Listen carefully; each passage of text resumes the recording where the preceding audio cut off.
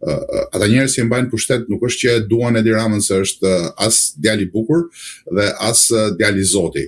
Dhe e duan, e kanë dashur, e kanë vënë aty sepse e ka dashur, ka qenë i dashur për huajt, pra ka garantuar një marrëdhënie me huajt dhe është treguar jashtëzakonisht shumë i aftë për të ruajtur gjitha balancat, për t'i dhënë gjithkujt nga një copë nga torta e madhe e shqiptarëve, përveç shqiptarëve sigurisht, po gjithë këtyre grupeve të ndryshme që e kanë mbajtur në pushtet ju ka dhënë nga një copë tortë. Tani copa e tortës është duke u zvogluar dhe rrezikon të fusë në burg dhe këta i kërkojnë llogari Edi Ramës dhe i thonë që dakor, tani ti je në pushtet, ti duhet të biesh mbi shpatë dhe ti duhet na garantosh që ne jo vetëm që nuk kapemi, por që kushdo që vjen mbrapa teje do të jetë sërish pjesë e këtij sistemi. Ky është problemi i Edi Ramës dhe këtë është duke kryer ai me daljen e fortë kundër Gjermanisë. Unë besoj që do të ketë dalje të tjera, nuk ka përfunduar. Shpallja e luftës ndaj agjendës perëndimore në Shqipëri është një shpallje e lufte tani më e hapur sepse rrezikohet shumë çka, ju rrezikohet pushteti dhe Paria e Tiranës në mënyrë kompakte vazhdon të veprojë në këto konture. Zoti Roy, si e shikoni sjelljen e Edi Ramës, i cili ishte në bordin e paqes dhe mbajti fjalim aty në mbrojtje të Hashim Thachit dhe vetë luftës ushtrisë shëndetare të Kosovës dhe më pas pasi u kthye në Shqipëri dhe pasi mbajti këtë fjalim në mbledhjen e grupit parlamentar të Partisë Socialiste dhe qasin që pati ndaj Gjermanisë, ai bashkohet me Aleksandar Vučić dhe bën një shkrim në gazetën gjermane Frankfurter Allgemeine Zeitung se projekti për integrimin në Bashkimin Evropian do duhet të jetë ndryshe nga sa është ai aktuali. Çfarë po ndodh në këtë rast ku nga njëra anë sillet si patriot dhe nga ana tjetër bëhet bashkë me Vučićin për të propozuar një tjetër integrim në Bashkimin Evropian, teksa dihet se si Serbia sillet me vetë Bashkimin Evropian? Gjysmë me të qeshur, po do t'ju referoj tek përgjigje që kam dhënë herën tjetër që kemi folur bashkë, sepse ishte tamam përgjigje për këtë lloj pyetje. Nëse ju kujtohet e pata parashikuar dhe pata thënë në atë kohë që mirë bëri që foli, mirë bëri që evidentoi çështjen e madhe të komandantëve të TÇK-s, një çështje e cila nuk ka mbaruar dhe e cila vazhdon. Mirë bëri që gjeti një forum aq të rëndësishëm botëror, mirë bëri që ja shfaqi ndukje presidentit Trump publikisht, pra pa asnjë lloj rezerve. Mirë po ky ishte i njëjti person që i thonte vlla Aleksandar Vučićit, që është njëri nga ish-zëdhënësit e Miloševićit dhe një nga njerëzit i cili është marrë me gjenocidin edhe në Bosnjë por edhe në Kosovë. Kështu që përgjigja mbetet po ajo që kam thënë herën e fundit, mbetet e njëjta gjë. Unë nuk kisha asnjë lloj keq kuptimi që zoti Rama nuk e kishte seriozisht. Në politikën e jashtme vlejnë veprimet më shumë se sa fjalët.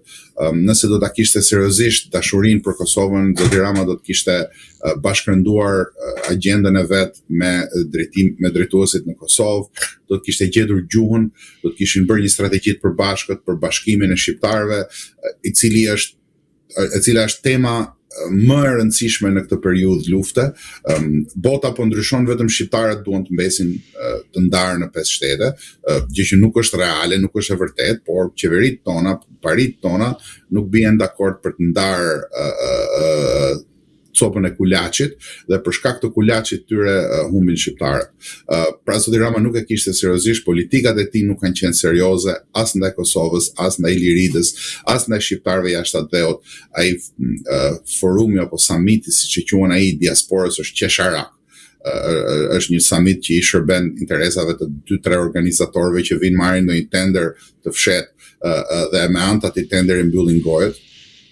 E kështu edhe gjithë të tjerat janë thjesht vegla që përdoren për konsum publik. Pra, zoti Rama nuk e ka pasur kurrë seriozisht, nuk i ka dashur kurrë shqiptarët. Është anti-shqiptar, ashtu siç është anti-shqiptar edhe Sali Berisha që përgjërohet për Kosovën, por që në momente kyçe ka vepruar totalisht kundër Kosovës, ka arrestuar Adem Jasharin dhe komandantët e UÇK-s në vitet 90, e ka quajtur UÇK-n terroriste e të tjerë. Pra, gjithë këta janë njerëz që nuk i kanë dashur kur shqiptarët, nuk kanë vepruar kur për shqiptarët. Edi Rama ka pas dhënë intervista në kohë të UÇK-s, ku intervista shumë të mira në media ndërkombëtare që kanë kryer një lloj pune, por sapo erdhi në pushtet është sjell si një baron i një çiftligu i cili rrezikohet nga Kosova, i cili rrezikohet nga ndjenja kombëtariste e popullit të Kosovës, sepse në qoftë se do ta merrte parasysh kombëtarizmin e Kosovës, atëherë do t'i duhej që ta zhvendoste vëmendjen nga vjedhja e vet, nga hajnia e vet, nga mënyra se si e ka ndërtuar shtetin për të vjedhur ai dhe shokët e tij dhe paria, në atë që duhet ishte realiteti, që ishte të ndërtojmë një shtet për të shërbyer kombit shqiptar me objektiv afatmesëm apo afatgjatë bashkimin e shqiptarëve, me objektivat të qarta të kohës së mesme të shkurtër, me aleanca të qarta, e të tjera që të mos zgjatemi shumë më tepër, po do të kishte ndërtuar një ushtri të fortë që të shërbente Kosovës, do të kishte bashkërenduar arsimin, do të kishte bashkërenduar shumë çka. Gjëja më e madhe që ka bërë në këtë pikë është teatri. Zoti Rama luan teatr shumë mirë, duhet kishte qenë aktor, pavarësisht se në ato fillimet e veta ndoshta ka dashur të jetë aktor, se me njerëz të tillë shoqëruar, po si aktor është i mrekullueshëm zoti Rama, po në realitet është një nga armiqtë e agjendës shqiptare. Zoti Roj, dhe i pyetja e fundit, si e shikoni fatin e Hashim Thaqit në procesin e Hagës? Dhe nëse ai lirohet, a mendoni se mund të rikthehet në politikë, edhe pse ai e ka mohuar, po themi gjë të tillë që do të merrej me politikë nëse rikthehet në Kosovë, dhe sa e rrezikon vet Albin Kurtin nëse rikthehet në politikë? Shikoni, pikë pari unë nuk kam kontakte me Hashim Thaqin, dhe të jemi sinqert nuk kam as miqësi me të. Ajo që unë them dhe që kam thënë dhe do të vazhdoj ta them deri në fund është bazohet parimisht në parimin. Hashim Thaçi është heroj shqiptarëve, jo i Kosovës. Jo thjesht i Kosovës. Është heroj shqiptarëve sepse ka luftuar në kuadër të UÇK-s me betimin se do t'jap jetën dhe gjakun tim për bashkimin e trojve shqiptare. Për këtë janë betuar ushtarët e UÇK-s. Hashim Thaçi ka luftuar në moment kyç për Kosovën dhe për Shqipërinë dhe për të gjithë shqiptarët, dhe për shkak të atyre veprimtarive që ka bërë, të asaj veprimtarie dhe të rambujeset shumë çka e tjetër që të mos i listojmë të gjitha këtu, Hashim Thaçi është hero. Për më tepër, pas luftës Hashim Thaçi u bë president i Kosovës, një president me shumë influencë që dominoi skenën politike. Pra përveç se heroi shqiptarëve, është edhe një nga njerëzit më me influencë në politikën e shtetit të Kosovës, e këtij shteti të ri. Nga këto dy pikë vështrime është e pa imagjinueshme se si një ish kryetar shteti i cili la detyrën dhe u paraqit vet vullnetarisht në Hag, mbahet 5 vjet e kusur, po bëhen 6 në paraburgim. Është e pa imagjinueshme, asnjë drejtësi të botës, edhe Kim Jong-uni nuk do ta kishte mbajtur 5 vjet e gjysmë, do ta kishte të paktën do ta kishte dënuar brenda një periudhe më të shkurtër kohe. Pra, njëra anë e medaljes është kjo. Ana tjetër e medaljes është që asnjë nga autoritetet shqiptare, as në Prishtinë dhe as në Tiranë, nuk e kanë pasur seriozisht denoncimin e kësaj gjykate dhe denoncimin e kësaj padrejtësie të madhe që është bërë Hashim Thaçi. Kjo qëndron, sido që ta argumentoj gjithkush, është për turpin e Paris Tiranës, po Paria Tiranës nuk ka turp, kështu që nuk e ka shumë problema të punë, por është për turpin edhe të Paris aktuale të Prishtinës, që nuk e kanë vendosur këtë çështje në qendër të vëmendjes dhe nuk e kanë bërë kazus me ndërkombëtarët. Për shkak se i friksohen Hashim Thaçit politikisht. Tani, a do të kthehet në politikë? Unë nuk e di.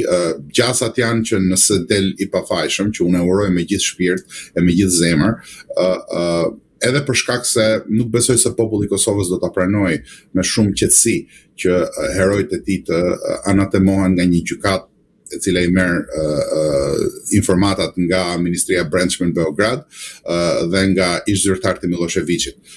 Nuk besoj që popullin do ta pranojë me aq qetësi këtë punë. Le ta pranojë sa do Albin Kurti dhe ministri e e jashtme. Por tani edhe nëse deli pafajshëm, unë nuk mund ta di nëse kthehet në Kosovë për t'ju rikthyer politikës. Unë mendoj që koha e Hashim Thaçit ka mbaruar si politikan i lartë.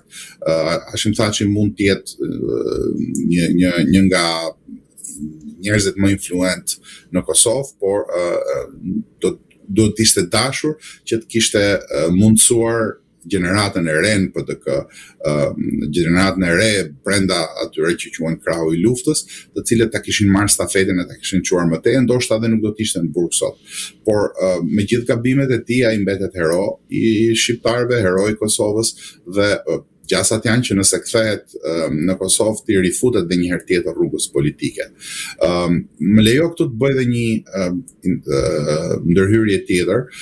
Nuk është që i mungojnë personazhet Kosovës. Nëse Kosova do vërtet të japi një sinjal të fortë të objektivave reale, nuk i mungojnë njerëzit, nuk i mungojnë kandidatët.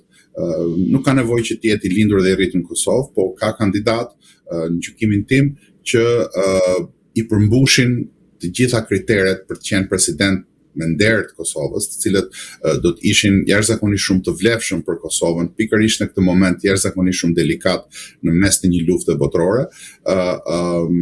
Më vjen në mendje për shembull një ish-dhënës i UÇK-s në Washington, profesor Shanasi Rama, i cili do të ishte një president i mrekullueshëm i Kosovës, por pikërisht për këtë nuk mendoj se ka shumë shanse, për shkak se në Kosovë dhe në Prishtinë ende nuk po mendojnë për atë që duhet bërë, fatkeqësisht mirisht, nuk po mendojnë për të bërë një qeveri të përbashkët, nuk po mendojnë për të bërë një lloj qeverisie të shpëtimit kombëtar, ende jo. Dhe nuk po mendojnë që t'i vendosin çështjet e shtetit parat përpara çështjeve të pushtetit. Por më lejo që ta përmend këtu që njerëz kanë sa ata duan. Zoti Roy, unë ju falenderoj për gjitha mendimet dhe analizën këtu në Agora News. Faleminderit ju për ftesën, është kënaqësi. Të dashur shikues, bashkë do shihemi në intervista të tjera, por mos harroni të bëni subscribe në kanalin tonë në YouTube.